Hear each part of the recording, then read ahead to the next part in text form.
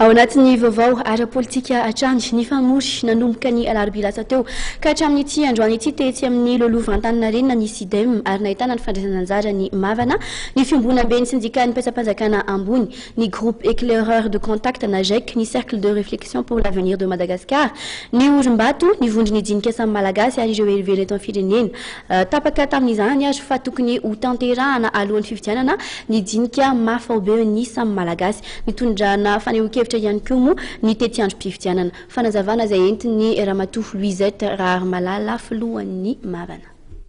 Ny anaovana ny jinika mafaobe ny samy malagasy alohan'ny voalohany ary ny faharoa zany dia amin'ny resaka fifidianana tsara le iseny fifidianana satria izay ny tena vahaolana tokony hisy eto amin'ny firenena nefa ny tao zany nanapahana fa tsy ho atao amin'ny fomba milamina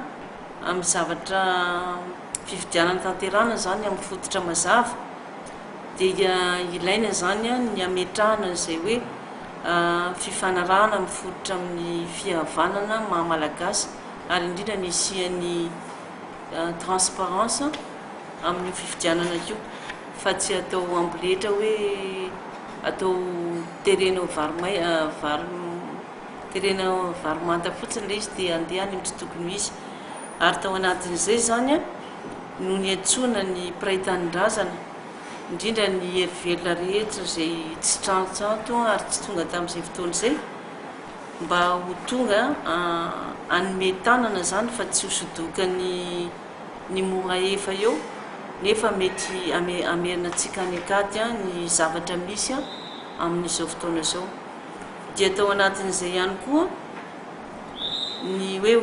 fanajana sy fampiarana ny andiny voalohany voalaza tamin'iny tondrozotra iny dia manao antso amin'ireo vondrona sy fianakaviam-be raisam-pirenena izahay dia ao anatin'izany Nations Unies ny Union Européenne ny Union Africaine ny SADC ny COI ary ny OIF mba hanomezan'ny tombodahany lalàna mitondra vahaolana maharitra sy mampilamina eto amin'ny firenentsika. Efa nisy raha-ratsika mahita efa nisy calendrier napetraka izay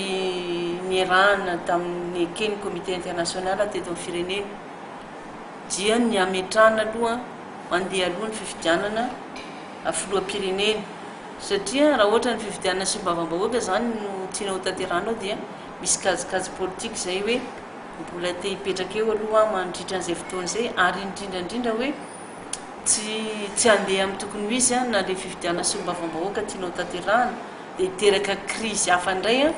dia hitohy foana zany tetezamety eto amintsika fa zay hoe tokony fifidianana zay efa voapetraka hoe fifidianana filoham-pirenena no tokony andeha aloha dia manaraka ny sisa rehetra zay mba hananantsika hoe olona lanim-bahoaka ny mitondra ny firenena ity.